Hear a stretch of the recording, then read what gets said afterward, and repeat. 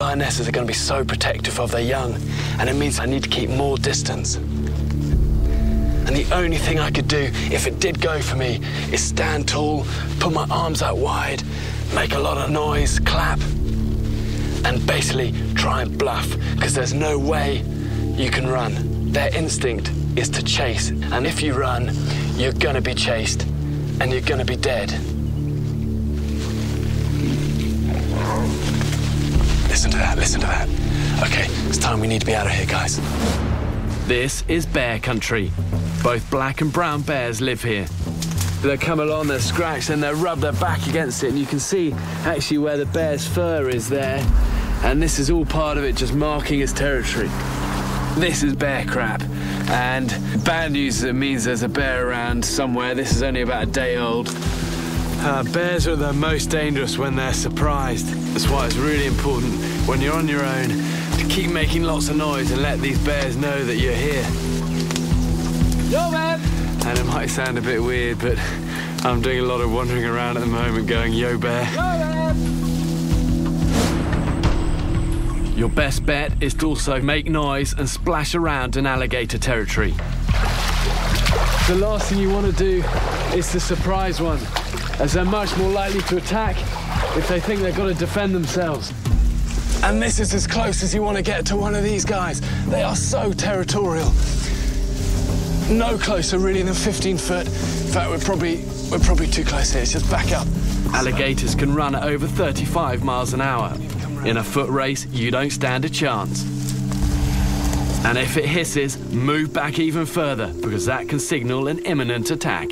This river is really widening, which means it's prime crocodile territory. There are two types of crocodiles in Australia. Saltwater crocs are the man-eaters, but even these freshwater crocs will attack if they're cornered or surprised. Hey, look. Freshies are clearly identified by their long, thin snouts. There's another, they're all over the place. Further downstream, you're more likely to run into saltwater crocodiles. And they're the killers. See that? Look, saltwater crocodile. Now these guys are the ones you want to watch out for. If he took me, he'd drag me into the water, death roll, and then rip me apart. And the chances of surviving a saltwater crocodile attack in deep water are almost nil. These rocks are home to scorpions and tarantulas. You've got to be so careful where you put your hands. Oh, here's one. Here we go. Look at this, see this? Tiger scorpion. And these are quite common around here.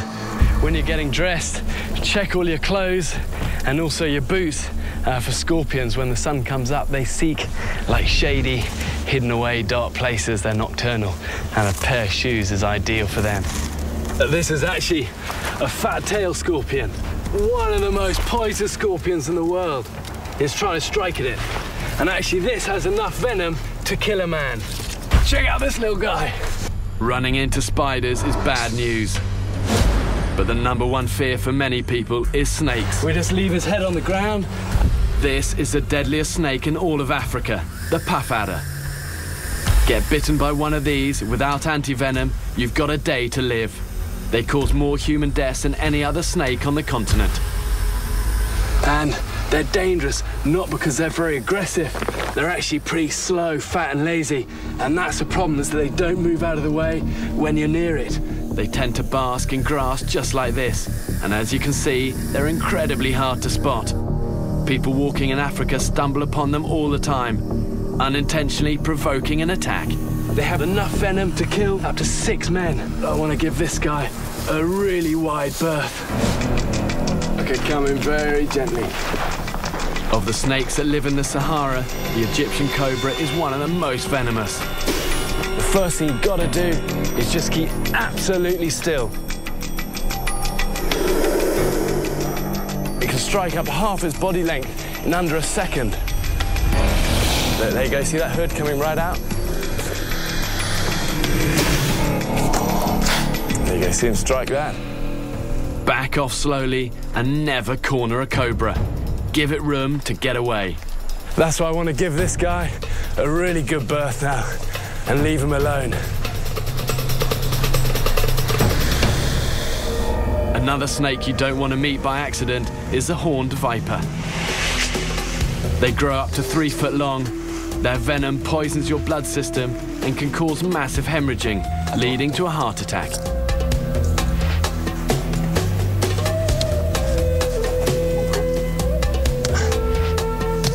Okay, got him. That's still got all its hemotoxic venom in its mouth. And you never just want to leave a snake's head out in the open after you cut it off. You want to either burn it or bury it. The venom can still be toxic long after it's dead. When we return, I've travelled to the extreme corners of the globe, but see the moments that really tested me to my limits.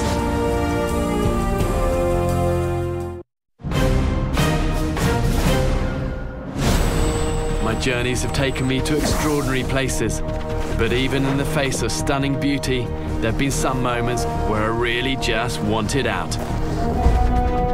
Most people are terrified of avalanches, but for me, my personal hell is the crevasse, a bottomless pit that can swallow you whole in a split second.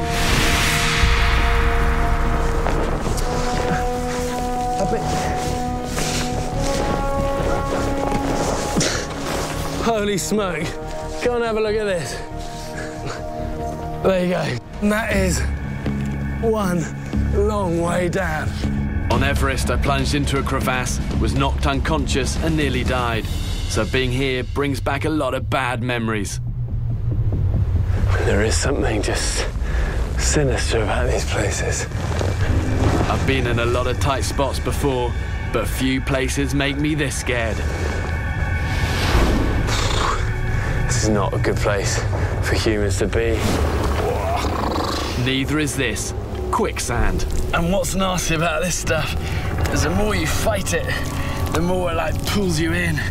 And look, you suddenly realise it's not just this crust of sand that you thought, but actually it's all of that clay and water.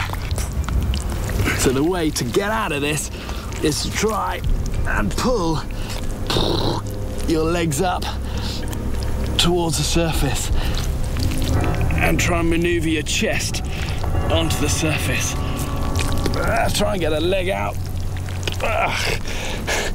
And then just monkey crawl your way out. But I'll take quicksand any day over this bog. Plunging into this festering stew was one of the more unpleasant experiences I've endured. This stuff just stinks.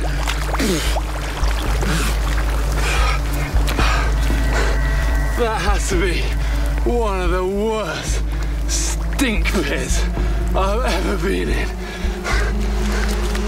It felt like the bloated stomach of a carcass under my feet. Maybe the remains of a sheep or deer that fell in, but never made it out. God, it's like a sewer of about 3 cities going into one little hole. This place really made me feel claustrophobic. The mangrove literally takes you prisoner. So hard to see very far in here. You know, visibility is probably only about 20 feet and then it just all mingles into darkness. Every step in the mangrove is a gamble. Crocodiles love the deep tidal water and they use it to ambush unsuspecting prey. Right, I just want to get out of this place now. I don't like it all the time.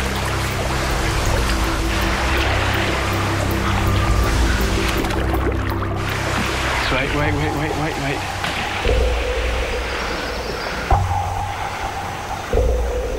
I don't like this. Let's keep going and get out. But nothing has got me rattled more than crossing this alligator-infested river. I knew they were around, but I also knew that I had to make it to the other side. When you're in alligator country, swimming on the surface with your head bobbing around makes you look like prey. I had to go under the water and swim as fast and as smoothly as possible. Visibility was zero down here, and that's unsettling.